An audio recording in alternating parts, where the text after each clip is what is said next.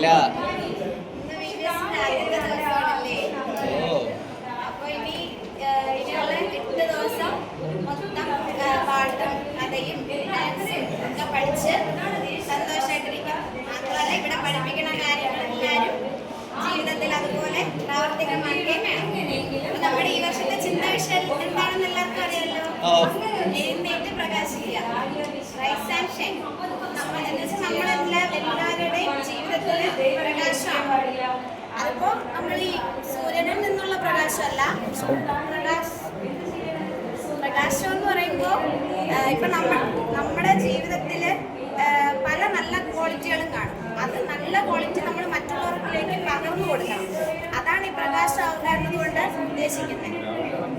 നമുക്കിപ്പോ ബൈബിളില് നയമാന്റെ കഥ എടുക്കുകയാണെങ്കിൽ ഒരു ബാല്യക്കാരത്തി പറഞ്ഞിട്ടാണ് നയമാന്റെ കുഷ്ഠരോഗ സൗഖ്യമാക്കാൻ വേണ്ടി. ആ കഥ എല്ലാവർക്കും അറിയാലോ. കുഷ്ഠരോഗ സൗഖ്യമാക്കാൻ വേണ്ടിയിട്ട് ഈ രാജാവിനെ പോയി കാണാൻ പറയുന്നതും എഴുത്ത് കൊടുത്തു വിടുന്നതും എല്ലാം. അപ്പോൾ ആദ്യം രാജാവിനെ കാണാൻ പോയപ്പോൾ രാജാവ് ഒരു നദിയിൽ പോയി മുങ്ങാൻ പറഞ്ഞപ്പോൾ ഇയാൾക്കൊരു പുച്ഛം പോലെ ആയിരുന്നു. ഇതിനേക്കാളും എത്രയോ നദി എൻ്റെ സ്ഥലത്തുണ്ട്, എന്നിട്ടും അവിടെ എവിടെയെങ്കിലും പോയി മുങ്ങിയാൽ പോരെ എന്നുള്ളൊരിതായിരുന്നു. പക്ഷേ ഇയാൾ പറഞ്ഞു, എന്നിട്ട് ഒരു തവണ മുങ്ങി സുഖമായില്ല, 2 തവണ മുങ്ങി, 3 തവണ മുങ്ങി സുഖമായില്ല. അപ്പോൾ എല്ലാം ഇയാൾക്ക് നല്ല ദേഷ്യം വരുന്നുണ്ടായിരുന്നു ആ നയമാന്. അവസാനം അങ്ങനെ 7 തവണ, 7ാമത്തെ തവണ ആയപ്പോൾ നയമാന് സൗഖ്യം ലഭിച്ചു. സൗഖ്യം ലഭിച്ചപ്പോൾ നയമാൻ സന്തോഷമായി. കാരണം കുഷ്ഠം പിടിച്ചിരുന്ന നയമാന്റെ ബോഡി ഒരു യുവയായിട്ടുള്ള ഒരാളുടെ നല്ല ഇതായിട്ടുള്ള ഒരു ബോഡിയായി മാറി. അപ്പോൾ നയമാന് നല്ല സന്തോഷമായി. അത് പോരാഞ്ഞിട്ട് രാജാവിൻ്റെ അടുത്ത് പോയി നന്ദിയൊക്കെ പറഞ്ഞു. അങ്ങനെ ഇതെന്ന് പറഞ്ഞാൽ ഇപ്പോൾ ആ ബാല്യക്കാരത്തിയിൽ ഉണ്ടായിരുന്ന ആ ഒരു ബാല്യക്കാരത്തി പറഞ്ഞിട്ടാണല്ലോ നയമാന്റെ കാര്യം നയമാൻ രാജാവിൻ്റെ അടുത്ത് പോയതും ഒക്കെ അറിഞ്ഞതും. അപ്പോൾ നമ്മൾ എന്ത് ചെറിയ കാര്യമായിക്കോട്ടെ അത് മറ്റുള്ളവർക്ക് പറഞ്ഞു കൊടുക്കണം. അത് ചെറുതല്ലേ എന്ന് പറഞ്ഞിട്ട് നമ്മൾ ഇരിക്കാൻ പാടില്ല. ഇപ്പോൾ 18ാം നൂറ്റാണ്ടില് അമേരിക്കയിൽ ശ്രദ്ധേയനായ ഒരു വ്യക്തി താമസിച്ചിട്ടുണ്ടായിരുന്നു. ബെഞ്ചമിൻ ഫ്രാങ്ക്ലിൻ എന്നാണ് അദ്ദേഹത്തിന്റെ പേര്. ബെൻ എന്ന് വിളിക്കും. അപ്പൊ അയാൾ ഈ തത്വചിന്തകൻ, ശാസ്ത്രജ്ഞൻ, സാഹിത്യൻ എന്നീ മേഖലകളിലൊക്കെ വളരെ ഇതായിട്ടുള്ള ആളായിരുന്നു. അയാളെന്ന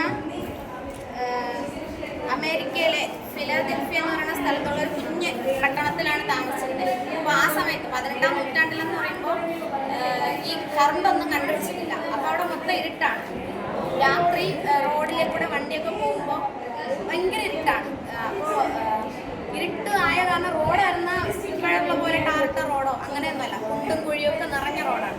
അപ്പോൾ ഇരുട്ടായത് കാരണം ആൾക്കാർ വണ്ടിയിലൊക്കെ പോകുമ്പോൾ അവിടെ വന്ന് വീഴുകയും അപകടങ്ങൾ നടക്കുകയും ഒക്കെ ചെയ്യുമായിരുന്നു. അങ്ങനെ ഒരു ദിവസം ഈ അതായത് ബെഞ്ചമിൻ ഫ്രാങ്ക്ലിൻ അയാൾക്ക് വേണമെങ്കിൽ അയാളായിരുന്ന ഒരു റാന്തൽ, അയാളുടെ വീട്ടിൽ നിന്ന് ഒരു ചെറിയ റാന്തൽ ലൈറ്റ് എടുത്തിട്ട് വീട്ടിൻ്റെ മുന്നിൽ തൂക്കിയിട്ടപ്പോൾ ആ വീടിൻ്റെ അവിടെ എത്തുമ്പോൾ ആൾക്കാർക്ക് വീഴാണ്ട് പോകാൻ പറ്റും.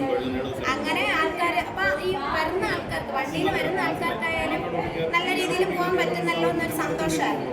അപ്പോൾ ഇത് കണ്ടിട്ട് വേറെ ആൾക്കാർ ഇതുപോലെ റാന്തൽ തൂക്കിയിടാൻ തുടങ്ങി. അങ്ങനെ ഈ റാന്തൽ ഒരു 100ഓളം വീടുകളിൽ തൂക്കിയപ്പോൾ അത് അത്രയും ദൂരത്ത് നല്ല വെളിച്ചമാവുമല്ലോ.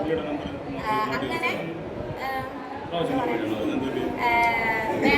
അങ്ങനെ അത് മൊത്തത്തിൽ, അതായത് ഈ ബെന്നെന്ന് പറഞ്ഞ ആള് ഒരു റാന്തൽ വെളിച്ചം തൂക്കിയത് കാരണം അവിടെ ഉള്ളവരെല്ലാവരും റാന്തൽ വെളിച്ചം തൂക്കുകയും അവിടുത്തെ വഴി പോകുന്ന എല്ലാ ആൾക്കാർക്കും അത് പ്രകാശമായി മാറുകയും അവിടെ നടന്ന ആക്സിഡന്റുകളും അപകടങ്ങളും എല്ലാം ഒഴിവാക്കാനും ഒക്കെ പറ്റി ആ ഒരു കാരണം.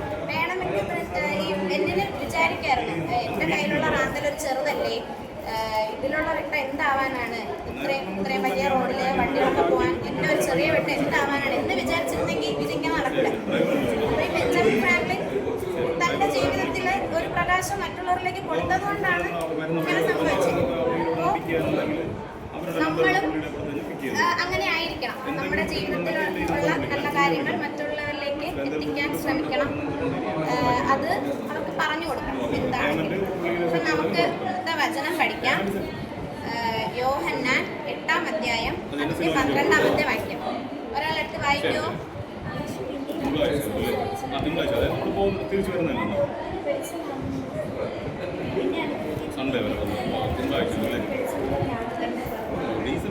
ഞാൻ ലോകത്തിന്റെ വെളിച്ചമാകുന്നു. എന്നെ അനുഗമിക്കുന്നവൻ ഇരുളിൽ നടക്കാതെ ജീവന്റെ വെളിച്ചമുള്ളവനാകും. നമുക്കത് പഠിക്കാമോ? ഞാൻ ഒരിക്കൽ പറഞ്ഞുതരാം, നിങ്ങളെല്ലാവരും അത് കേട്ട് പറയാം. ഞാൻ ലോകത്തിന്റെ വെളിച്ചമാകുന്നു. എന്നെ അനുഗമിക്കുന്നവൻ ഇരുളിൽ നടക്കാതെ ജീവന്റെ വെളിച്ചമുള്ളവനാകും. ഒരിക്കൽ കൂടെ പറഞ്ഞുതരാം. ഞാൻ ലോകത്തിന്റെ വെളിച്ചമാകും. എന്നെ അനുഗമിക്കുന്നവൻ ഇരുളിൽ നടക്കാതെ ജീവന്റെ വെളിച്ചമുള്ളവനാകും. ആർക്കെങ്കിലും ഇത് കാണാതെ പറയാൻ പറ്റുമോ? ലോകത്തിന്റെ വെളിച്ചമാകുന്നു. എന്നെ അനുഗമിക്കുന്നവൻ ഇരുളിൽ നടക്കാതെ ലോകത്തിന്റെ ജീവന്റെ വെളിച്ചമുള്ളവനാകും. நான் உலகத்து ஒளியா இருக்கிறேன், என்னை விசுவாசிக்கிறவன் ஜீவ ஒளியை அடைந்திருப்பான். தமிழ். ഇത് നാളെ വരുമ്പോ ആരും മറക്കരുത്. ഇന്ന് ഞാൻ പഠിപ്പിച്ചത് നാളെ വരുമ്പോ ചോദിക്കും. അപ്പോ നാളെ വരുമ്പോ എല്ലാരും പഠിച്ചിട്ട് വേണം. ഇന്ന് 2 പേരെ പറഞ്ഞിട്ടുള്ളൂ. നാളെ വരുമ്പോ എല്ലാരും അത് പഠിച്ചിട്ട് വരണം. നാളെ പഠിച്ചിട്ട് വരുമ്പോ ഞാൻ ചോദിക്കുമ്പോ കറക്റ്റായിട്ട് പറയുന്നവർക്ക് സമ്മാനം തരും. അപ്പൊ സമ്മാനം വേണമെന്നുള്ളവരെല്ലാം നാളെ പഠിച്ചിട്ട് വരണം. അല്ലാത്തവരും പഠിച്ചിട്ട് വരണം. കേട്ടല്ലോ? Thank you very much.